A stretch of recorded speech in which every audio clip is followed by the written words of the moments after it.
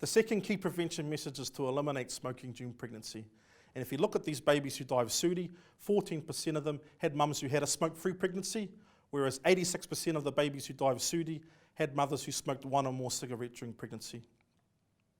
And if we look at smoking during pregnancy by ethnicity, what you find from the graph above is that 1% of Asian mothers smoke during pregnancy, 13% of New Zealand European mothers smoke during pregnancy, it's 15% for Pacific mums, and 46% of Māori mothers smoke during pregnancy. And that's a big number. However, if you put it in context, 2 years ago it was 53%.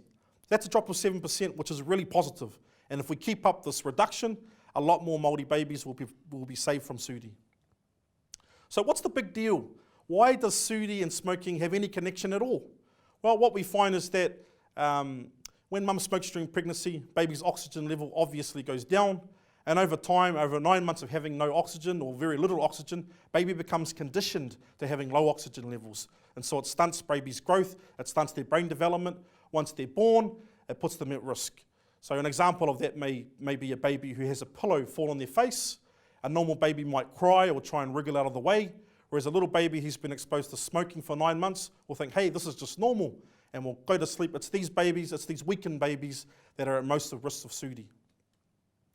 So, what are some of the common barriers to women smoking during pregnancy? Because there's a lot of them.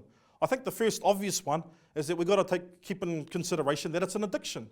It's a physical, mental, and emotional addiction, and addictions are not easy to break.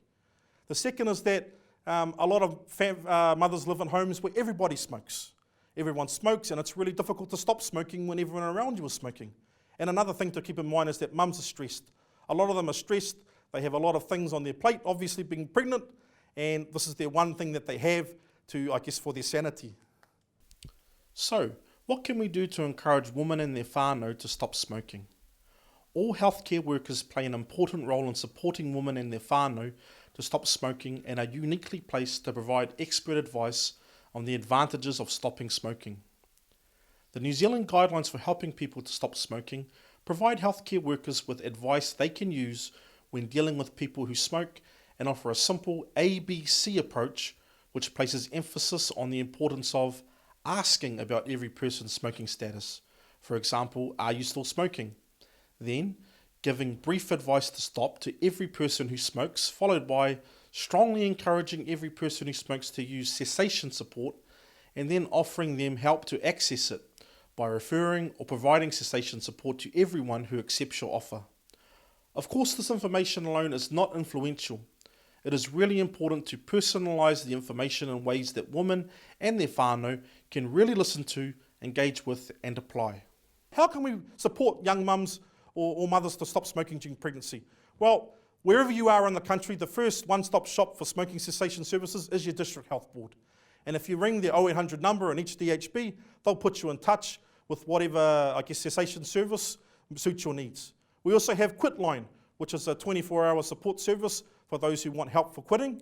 We have Aukati Kai Paipa, which is a Māori-specific service.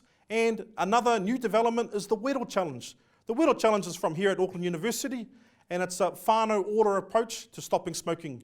So basically, groups get together, they have a quit coach, and they compete against other teams around the country, and whoever has the best results over 12 weeks for stopping smoking gets a $5,000 community grant for any charity of their choice, whether it's a marae or a rugby league team.